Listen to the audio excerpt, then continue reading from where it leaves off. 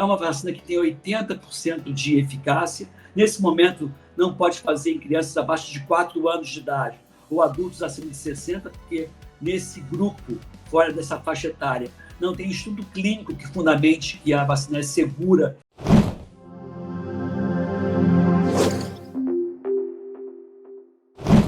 Mas eu queria voltar para concluir aqui a questão do corticoide, porque quando a pessoa toma um corticoide, a gente observa, assim, uma certa melhora, dependendo da doença e da evolução dessa doença.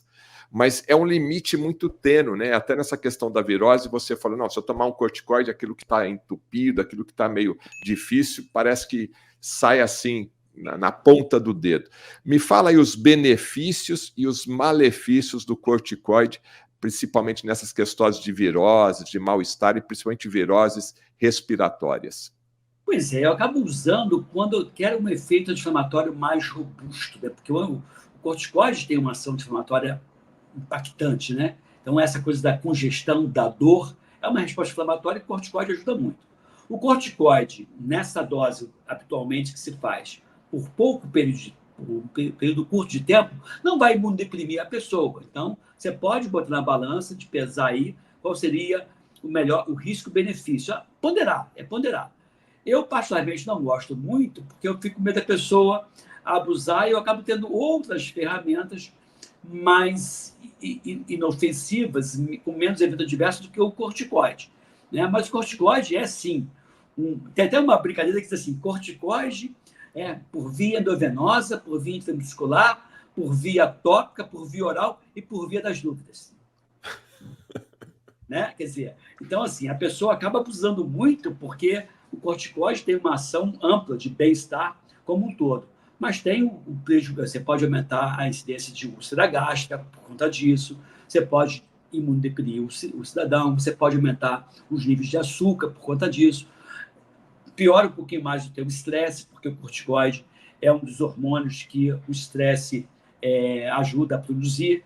Então, tem alguns efeitos adversos, mas uma dose, duas, num dia ou dois, não vai ter grandes consequências. Mas se eu puder lançar mão de outros produtos mais naturais, com menos eventos adversos, é nessa linha que eu vou, entendeu, Fernando? Entendi. Agora, voltando aqui para a dengue. Professor, eu já ouço essa história da dengue, sei lá, há mais de 40 anos. Não tem como acabar. O que acontece, né? A gente está no Brasil, logicamente. O que acontece que entra ano, sai, acaba ano, começa ano, lá vem a dengue novamente, e cada vez pior. Você vê que nos Estados Unidos, por exemplo, no sul dos Estados Unidos, você tem um clima favorável para o mosquito, você tem um mosquito Aedes lá, mas você não tem a dengue a cada 3, 4 anos que você tem aqui. Qual é a diferença do sul dos Estados Unidos para o Brasil? É justamente fornecimento de água regular lá, não aqui. Então, aqui você tem que acumular água. Crescimento urbano desordenado. A coleta de lixo totalmente precária e irregular. Né? O acesso difícil aos locais onde tem o criador.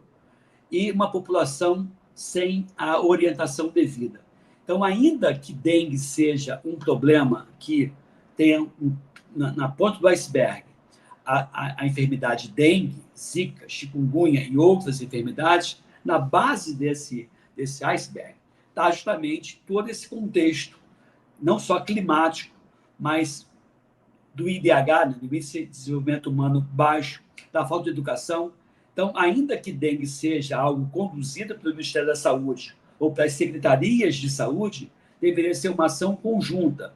Obras, cidade, educação, economia. Quer dizer, quando todos esses pontos falham, a consequência é a dengue. Então, dengue é consequência, não é a causa. Por isso que você tem fatores ambientais e o mosquito nos Estados Unidos e não tem a dengue acarretando tanto problema lá como acarreta aqui no nosso país.